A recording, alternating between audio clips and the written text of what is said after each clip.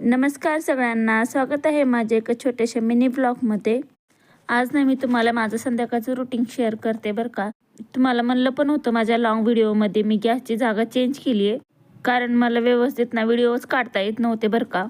त्यामुळे मी असा ना आडवा गॅस ठेवलेला आहे, त्याच्याने ना मला व्यवस्थित व्हिडिओ वगैरे पण शूट करता येतो आणि सगळं सोपं पण जातं बरं का व्हिडिओ वगैरे मला काढायला। ना आज मी करणार होते जेवणामध्ये ना बेसन आणि भाकरी, म्हणलं चला तुमच्यासोबत ना सगळं माझं शेअर कर, माझं रात्रीचं रुटीन तुमच्यासोबत शेअर करते। म्हणलं चला मग भाकरी वगैरे करून घ्यायच्या होत्या बरं का। आणि जेवढी भाकर कडक होईल ना बेसनसोबत तशीच छान लागते बरं का।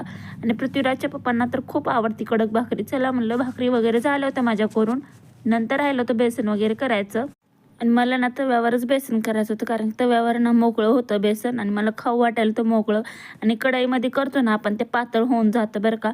म्हणून मी आज तव्यावर करणार होते। आणि जसं जसं आपण ॲड करेल ना गरम पाणी तसं तसं छान होतं बरं का। डायरेक्ट मी तेलामध्ये टाकलं होतं, नंतर हळूहळू गरम पाणी ॲड करत जायचं त्यामध्ये।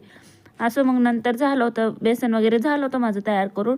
आणि आपल्या बायकांचं कसं असतं बघा ना, लगेच स्वयंपाक झाला ना किचन वाटा वगैरे क्लीन करून घेतलं ना भारी वाटतं बरं का। आणि असली थंडी वाजते ना, असं वाटतं लवकर सगळं कामं करून ना कधी बसन वाटतं की।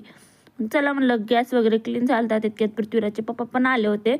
त्यांना म्हणलं तुम्ही हो फ्रेश करा, तोपर्यंत मी तुम्हाला जेवायला वगैरे वाढते म्हणलं। त्यांनी फ्रेश होस तर म्हणलं चला माझे भांडे पण होतील घासून, घरी त्यांचा टिफिन वगैरे होता। आणि एकदा गार पाण्यामध्ये हात घातला ना नंतर डबल डबल घालू वाटत नाही बरं का।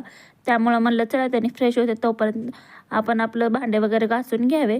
भांडे वगैरे घासायचं झाल्यानंतर जेवण वाढावं म्हणलं त्यांना, मग त्यांनी तोपर्यंत फ्रेश होऊन जातात। मग भांडे वगैरे घासून घेतले सगळं, किचन वाटा पण सगळा साफ करून घेतला होता मी।